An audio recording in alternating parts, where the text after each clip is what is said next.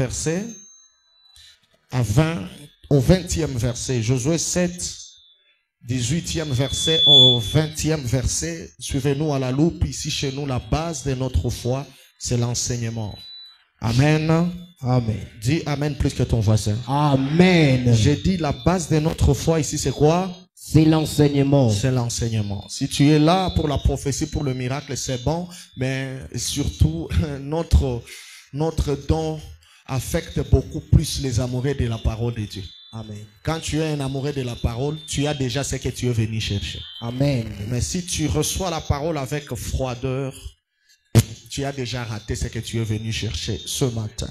Yes. Josué 7, 18 à 20. Nous sommes dans le livre de Josué, chapitre 7, à son 18e verset jusqu'à 20. Nous, Seigneur, Amen. nous lisons, Seigneur. Il fit approcher la maison de Zabdi par homme. Et Akan, fils de Carmi, fils de Zabdi, fils de Zara, de la tribu de Shida, fit désigner. Josué dit à Akan, mon fils, donne gloire à l'Éternel, le Dieu d'Israël. Yes. Et rends-lui hommage. Dis-moi donc ce que tu as fait. Ne me le cache point. Akan répondit à Josué et dit, il est vrai que j'ai péché contre l'Éternel, le Dieu d'Israël. Et voici ce que je fais. Amen. Que Dieu bénisse sa parole. Amen. Suivez-moi très bien, que tout le monde soit maintenant stable. Nous commençons à parler. Amen. Aujourd'hui, nous avons un thème très puissant. C'est pas pour le bébé spirituel, c'est pour ceux-là qui ont une certaine maturité spirituelle, un certain niveau de la connaissance des choses de Dieu. Nous savons que vous nous suivez ici en présentiel. Il y a d'autres personnes, des millions de personnes qui nous suivent en ligne, en Europe, aux États-Unis, partout, à Kinshasa, en Ouganda, au Kenya, partout les gens nous suivent. Alors, recevez cette parole non seulement pour vous, mais pour votre grâce ainsi que pour votre visitation. Et le thème que je vais enseigner pendant quelques minutes, j'introduis aujourd'hui, c'est les lingots d'or et les manteaux de Shinéar. Les lingots d'or et les manteaux de Shinéar. C'est compliqué, mais c'est tellement profond. Nous parlons de l'histoire de Josué et des enfants d'Israël qui étaient à un moment de guerre, un moment de bataille. C'était des enfants de Dieu, mais ils traversaient un moment où ils devaient conquérir des territoires. Amen. Parce que la marche avec Dieu, c'est une marche de combat, qu'on ne vous trompe pas. Amen. Je ne suis pas contre ceux-là qui font des grandes fêtes lorsqu'ils sont baptisés. Mais je voulais juste encore le rappeler, les avertir que les jours où tu acceptes d'être baptisé, les jours où tu acceptes le Seigneur Jésus-Christ, qu'il soit ton Seigneur et ton Sauveur, toi et le diable, maintenant, le combat devient officiel. Amen. Tu deviens son pire ennemi. Tu ne dois pas commencer la foi chrétienne par des distractions de fête, mais ça doit commencer par la prise de conscience et un fort moment de prière pour préparer cette longue marche de la foi chrétienne. Amen. Ils étaient en train de conquérir des territoires, ils se battaient pour avoir tel ou tel territoire. Mais pour recevoir la victoire, il y a eu des ordonnances, des interdits que le Seigneur les avait donnés. Amen. Il a dit, lorsque vous serez là, lorsque vous allez aller en bataille, ne prenez pas les choses d'autrui. Si vous voulez recevoir la victoire, ne faites pas ceci, cela. Allez combattre, même si vous voyez quoi que ce soit, ne touchez pas. Si vous osez de toucher, vous n'aurez pas la victoire, mais vous allez recevoir la défaite. Amen. Vous savez, Dieu est tellement bon qu'il nous prépare avant l'arrivée de chaque chose. Dieu est tellement bon où il a le temps de nous prévenir par rapport à certaines choses qui vont arriver. Dans la marche de la foi, il n'y a pas de surprise. Tout ce qui nous arrive, le Seigneur nous prépare tantôt d'une manière, tantôt d'une autre. Il peut te préparer par une sensation interne. Il peut te préparer par la voix audible. Il peut te préparer par un songe. Il peut te préparer par la parole de Dieu. C'est pourquoi un enfant de Dieu doit être toujours à l'attente de la voix de Dieu, parce que dans la voix de Dieu, il nous prépare toujours par rapport aux événements qui vont arriver. Il dit, attention, si vous touchez, vous verrez ceci, cela. Si vous prenez les choses de Dieu, vous verrez ceci, cela. Mais chose étonnante, ils sont partis là-bas. Au lieu qu'ils aient la victoire avec Dieu, ces jours-là, ils ont échoué. On les a frappés lamentablement. Israël devait rentrer en eux-mêmes. Ils devaient faire une consultation nationale pour vouloir comment découvrir quelle est l'origine de leur faiblesse, de leur échec. C'est alors qu'ils comprendront que l'Éternel les avait interdit de toucher les choses d'autrui. Écoutez, la puissance de la foi chrétienne est cachée dans les interdits. La puissance du ministère est cachée dans les interdits. Un ministère ou une foi chrétienne qui n'a pas des interdits, c'est une foi chrétienne qui est bafouée. C'est une foi chrétienne qui est vaine. C'est pourquoi l'apôtre Paul nous dit que tout m'est permis, mais tout n'est pas utile. Tout n'est pas important. Tout enfant de Dieu, lorsqu'il marche avec Dieu, il doit savoir quels sont mes interdits. Qu'est-ce que le Seigneur m'avait interdit? Les échecs ont commencé à entrer dans ta vie le jour où tu as bafoué tes interdits. La malédiction est entrée dans ta vie le jour où tu as bafoué les interdits de Dieu. Les choses se sont compliquées dans ta vie, ce n'est pas à cause des sorciers. Un sorcier n'a pas un pouvoir sur un enfant de Dieu. Ton identité en Christ, c'est déjà un pouvoir. La Bible dit qu'il est venu chez le sien, mais le sien ne l'ont point reçu. À tous ceux qui l'ont reçu, il les a donné le pouvoir. C'est-à-dire ton identité en Jésus, c'est déjà un pouvoir. Donc, par rapport aux échecs qui nous arrivent, ne soyons pas pressés à accuser les tatas moissis, à accuser les oncles, à accuser les grands-pères. Non, faisons une concertation interne. Et si nous regardons bien, quelque part, on a bafoué les interdits. Dieu t'avait dit de ne pas faire ça, mais aujourd'hui tu le fais facilement. Regarde très bien au début de ta foi, les choses semblaient être bien au début, mais au fur et à mesure que tu avances, les choses se compliquent. Et ce n'est pas la sorcellerie qui a augmenté de dimensions. Non, c'est toi le problème. C'est toi la base de toutes choses. Il est là. Je peux l'appeler rapidement. La personne que j'appelle, il s'appelle Adam. Adam me dira que lorsque je respectais les interdits de ne pas toucher à l'arbre que l'Éternel m'avait dit de ne pas toucher, j'étais un Adam puissant. Je dominais sur tous les jardins. J'étais à l'image et selon la ressemblance de Dieu. Mais le jour où j'ai touché, la première des choses, j'ai perdu les jardins. On m'a chassé du jardin. La deuxième des choses, j'ai perdu l'autorité que j'avais. Amen. Et je me suis retrouvé en train de souffrir. Non seulement Adam qui souffre, mais toute la progéniture d'Adam est en train de souffrir. Parce que les actes d'un père peuvent amener toute la progéniture à traverser des moments trop difficiles. C'est pourquoi un enfant de Dieu enseignait. Avant de poser un acte, ne te regarde pas toi seulement. Regarde aussi tes enfants, tes petits-enfants et toute ta progéniture. Est-ce que je peux enseigner l'église? Balance ta main, le ciel est ouvert. Est-ce que je peux enseigner? Est-ce que tu peux dire amen pour que j'explique les choses? Maintenant, regardez très bien.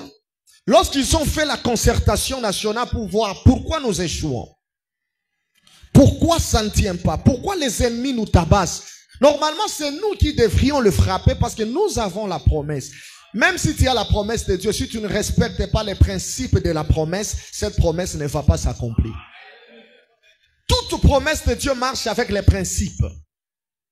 Si Dieu te promet que tu seras grand, il y a des principes de cette grandeur que Dieu va te présenter. Si Dieu te dit qu'il va te bénir, il y a les principes de la bénédiction que l'Éternel te donnera. Si l'Éternel te dit qu'il va t'élever, il y aura toujours des principes de l'élévation que l'Éternel te donnera. La Bible me dit que cet homme de Josué a fait une concertation nationale où il devait poser à tout le monde qui a touché aux choses interdites. Qui a touché à ce qu'on ne doit pas toucher. On demande celui-ci, il refuse. On demande celui-ci, il refuse. Jusqu'au point où la pression était tellement difficile, ils sont tombés sur un homme appelé Akan. C'est là où notre lecteur vient de nous lire. Il lui dit, mon fils, dis-moi la vérité. Oh, c'est tellement fort. Il l'amène à la repentance. Il l'amène à la confession. Dis-moi la vérité. Le Dieu que nous servons est vivant. Ouvre ton cœur, confesse. La chose qui m'étonne, c'est de voir qu'il prend la parole. Il dit, papa, c'est moi qui suis à la base de cette souffrance. C'est moi qui suis à la base de cette humiliation. Vous savez, être enfant de Dieu, ce n'est pas porter la Bible. Mais être enfant de Dieu, c'est avoir aussi un cœur de reconnaître ses erreurs. Un cœur de dire, si je suis comme ça, ce n'est pas à cause des démons, c'est à cause de moi-même. Un enfant de Dieu doit avoir un cœur capable de savoir d'où viennent ses échecs. Les prophètes, souvent, ne viennent jamais nous dire ce qu'on ne sait pas. Ils viennent souvent nous éveiller notre conscience et nous rappeler ce que nous savons de nous-mêmes. C'est pourquoi les plus grands prophètes de ta vie, ce n'est pas les prophètes, Dieu merci, Héradi qui te parle. Mais le plus grand prophète de ta vie, c'est toi-même dans ta conscience. Les gens ne veulent pas m'écouter. Est-ce que je peux enseigner l'église? Est-ce que je peux parler? La Bible me dit clairement que Akan a avoué, il a dit, je suis à la base de la souffrance. J'ai touché quelque chose. On lui pose la question, Akan, qu'est-ce que tu as touché? Akan nous répondra que j'ai touché les lingots d'or et les manteaux des Shinéars. Oh my God. C'est notre thème. Les lingots d'or et les manteaux des Shinéars. En d'autres termes, il a pris les lingots d'or, il l'a placé dans un manteau. Il a couvert ce manteau, il a volé ça. Et il est parti avec les lingots d'or. Dans sa maison, il a caché. Il y a deux actes que nous posons. Ça n'attire pas la bénédiction, mais ça attire le malheur. Il est parti avec les lingots d'or, mais dans le manteau de Shinéar. Écrivez, c'est tellement fort. Soyez sensibles. Ça, ce n'est pas pour les petits enfants. Je ne peux pas toucher ça pour des gens qui sont distraits. C'est pour des esprits éveillés. Il a pris les lingots d'or, il a mis dans le manteau de Shinéar. C'est alors maintenant que les choses seront compliquées. Josué lui posera la question, où est-ce que tu as gardé mon fils? Il va montrer ça. Voilà là où j'ai gardé. Voilà là où j'ai posé les lingots d'or et les manteaux de Shinéar. Voilà. Moi, je pense que quelqu'un qui a confessé, il faut le pardonner. Quelqu'un qui a déclaré tout haut, il faut le pardonner. Malheureusement pour Akan, il a confessé au temps de la loi. La loi est dure, mais quand même c'est la loi. C'est pourquoi la loi de Moïse avait des imperfections. Dans notre temps de la grâce, la Bible dit que si quelqu'un confesse ce péché, l'Éternel va le pardonner. Mais à ce temps de la loi, je vois Akan reconnaître qu'il a volé. Il a pris les lingots d'or et le manteau de Shinéar. Mais il n'est pas pardonné. C'est pourquoi je dis souvent aux enfants de Dieu, bénissez le Seigneur parce que vous êtes dans une bonne dispensation. C'est la dispensation de la grâce. Dans cette dispensation de la grâce, quand tu reconnais tes fautes, tu les confesses et tu te décides d'abandonner parce que la repentance a 3 dimensions. La première dimension de la repentance, c'est le regret. La deuxième dimension de la repentance, c'est la confession. Et la troisième dimension de la repentance, c'est l'abandon. Lorsque les 3 dimensions sont réunies ensemble, c'est ce qu'on appelle la repentance. Si tu regrettes, mais tu ne confesses pas, tu ne t'es pas repenti. Si tu confesses seulement et tu n'abandonnes pas, ce n'est pas encore la repentance. Il faut qu'il y ait le regret, la confession, ainsi que l'abandon. C'est ce qu'on appelle la repentance. Ce n'est pas vos choses que vous faites le matin. Oh Seigneur Jésus, pardonne-moi. Je suis tombé, mais voici, il est écrit, même si mes péchés sont croix-moisis, je rentre à tes pieds. Tu pries comme ça à 5 heures parce que quand ça arrive à 12 heures, tu fais la même chose. Tu ne t'es pas repenti. Il est là, il veut entrer. Jésus lui, il me dira, prophète, moi Jésus, je n'entre pas, je suis omniprésent. Je suis venu juste me rappeler que d'autres personnes que moi, Jésus, je guérissais, je les disais, va et ne pêche plus. En d'autres termes, je le disais, allez-y, ne répète plus ce que tu faisais.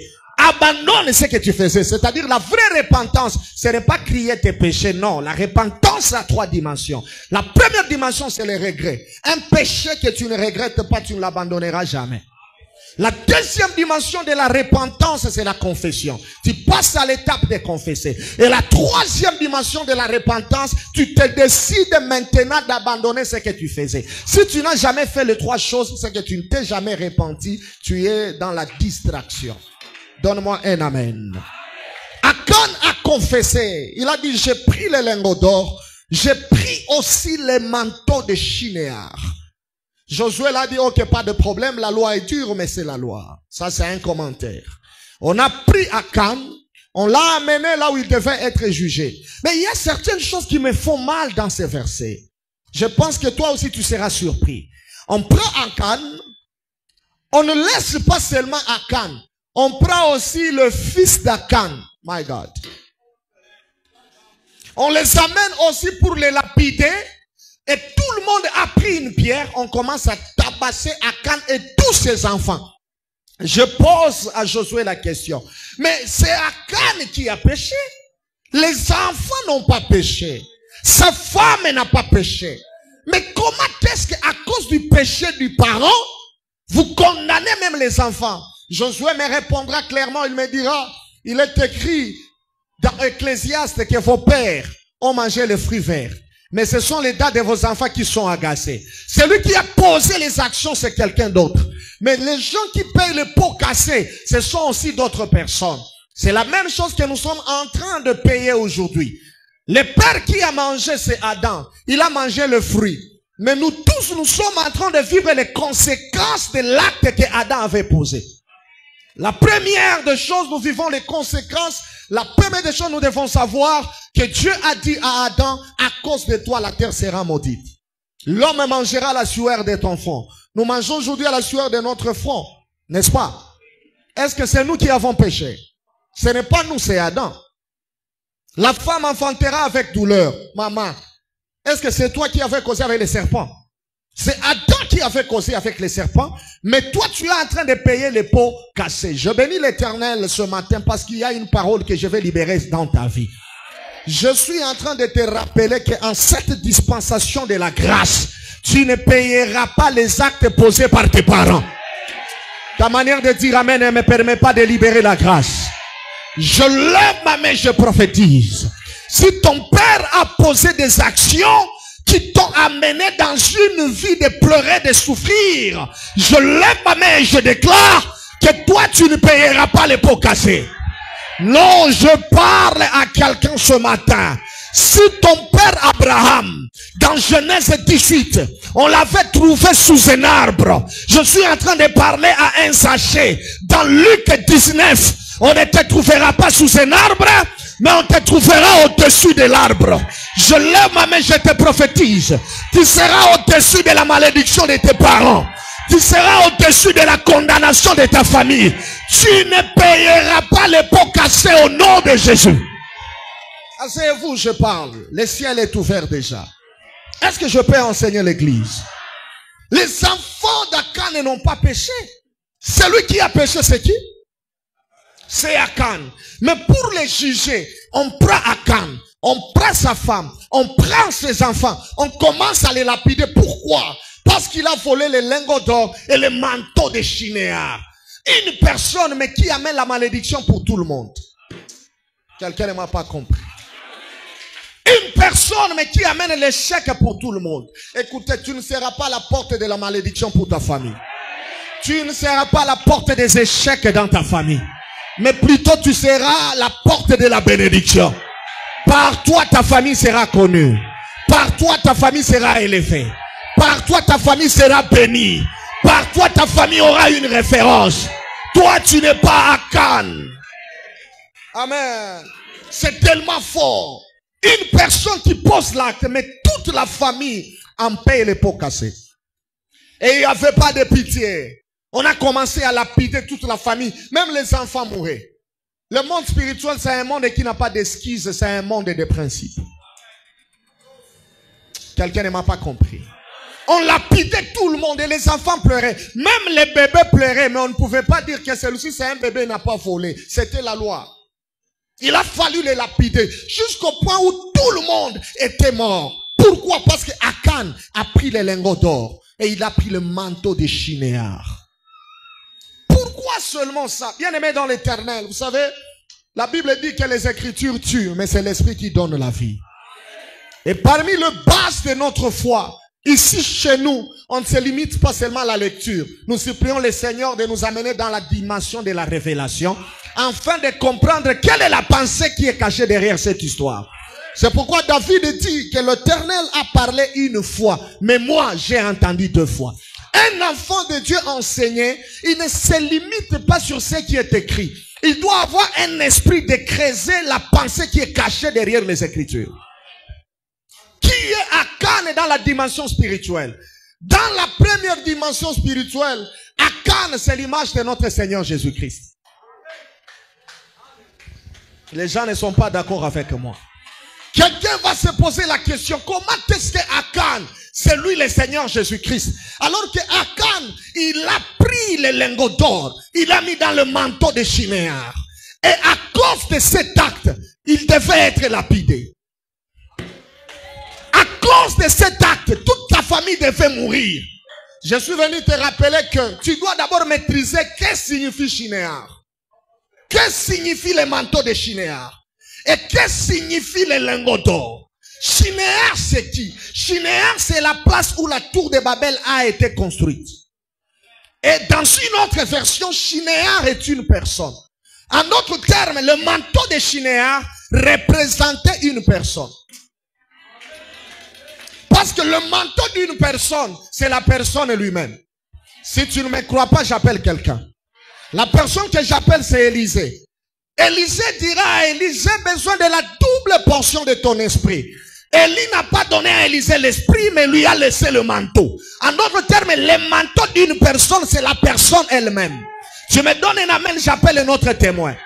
Le témoin que j'appelle, c'est la femme à la perte de sang. La femme à la perte de sang avait touché l'habit de Jésus, la robe de Jésus. J'aime ce que Jésus dit à la femme à la perte de sang. Jésus n'a pas dit à cette femme qui a touché ma robe, mais Jésus a dit qui m'a touché. Donc il n'y a pas la différence entre Jésus et sa propre robe. Le manteau de Shinéar, c'était Shinéar lui-même dans la dimension de la révélation. Et quand nous parlons du lingot d'or, l'or symbolisait la divinité. C'est pourquoi le jour de la naissance de Jésus, le mage connaissait le monde des esprits pour aller voir cet enfant. Parmi les choses qui lui ont amené de l'or. Parce que l'or symbolisait la divinité. En d'autres termes, il voulait dire qu'il y a la naissance d'un Dieu. Un Dieu vient d'apparaître. Ah, là nous avons 2 choses. Nous avons le manteau de Shinéar qui symbolise l'homme. Et nous avons aussi l'or qui symbolise la divinité. On a pris la divinité. Et on a pris aussi l'humanité, on a mis ça ensemble. Quand on met l'homme ainsi que Dieu dedans, cet homme ne vivra pas, cet homme doit être lapidé. Quelqu'un ne m'a pas compris. Quelqu'un n'a pas la dimension de me comprendre. Si tu me donnes un amen, j'appelle quelqu'un. La personne que j'appelle rapidement, il s'appelle Marie. Marie me dira que l'ange m'est apparu. Dans mon ventre, on a mis un homme. Mais le Dieu est venu s'incarner dans le ventre. Donc Jésus, c'était lui le lingot d'or et le manteau de Shinéar. Parce que Jésus était un homme complet, qui signifie le manteau. Il était aussi Dieu parfait, qui symbolise la divinité. Donc on a pris la divinité, on a pris aussi l'humanité, on a mis ça ensemble. C'est pourquoi Jésus ne devait pas vivre, on devait le lapider à la croix de Golgotha, parce que c'est lui le Akan par excellence. Et Jésus n'était pas mort seul, il était mort avec toute sa famille. Si tu ne me donnes pas un amen, j'appelle un témoin. Le témoin que j'appelle, il s'appelle Job. Job me dira que tous mes enfants étaient morts dans la maison du premier-né. Or, le premier-né, c'est notre Seigneur Jésus-Christ. La Bible l'appelle le premier-né d'entre les morts. Donc, nous étions morts en Jésus, selon l'apôtre Paul, que tous les chrétiens étaient morts en Jésus. Quand Jésus mourait, nous étions morts avec lui. Quand il a été enterré, on était avec lui. Quand il est ressuscité, nous sommes ressuscités avec lui. Je suis venu prophétiser sur quelqu'un. La mort ne te frappera pas parce que tu étais mort en Jésus. La malédiction ne te frappera pas parce que tu étais mort en Jésus. Je lève ma main, je déclare. Même si tu es malade, même si tu as la diabète, même si tu as le sida, même si tu es paralysé, à la croix nous étions morts dans la maison d'Akan. À la croix nous étions morts en Jésus. On ne mourra pas deux fois. Celui qui est en Jésus ne meurt pas mais il sommeille. Le jour arrivera où tu sommeilleras mais tu ne mourras pas. La mort n'est pas pour les chrétiens, la mort c'est pour les païens. Je lève ma main, je déclare. Malgré le rêve de la mort, tu ne mourras pas. Malgré les attaques, tu ne mourras pas. Malgré les flèches de l'ennemi, tu ne mourras pas. Malgré la sorcellerie de ta famille, tu ne mourras pas. Malgré la condamnation, tu ne mourras pas. Malgré l'humiliation, tu ne mourras pas. Malgré les démons, tu ne mourras pas. Parce que tu es déjà mort. Ah, Jésus. Era sopra le fonte. Il corre qui la varakatouche. Et le monde ride plein de foras. Le lingot d'or et le manteau de Shinéa. Amen. C'est-à-dire, quand on parle du manteau, nous voyons l'homme. Amen. Quand on parle du lingot d'or, nous voyons la divinité. N'est-ce pas? C'est-à-dire, ce qu'il avait fait dans l'Ancien Testament, c'était la prophétie. Il prend le manteau, il prend le lingot, il met ensemble. Il ne doit pas vivre, il doit mourir. Quelqu'un ne m'a pas compris. J'appelle un témoin. Celui que j'appelle, c'est Colossiens 2:9. La Bible dit que toute la plénitude de Dieu, c'est ça le lingot d'or, a été incorporé en lui. C'est ça le manteau de Shinéar.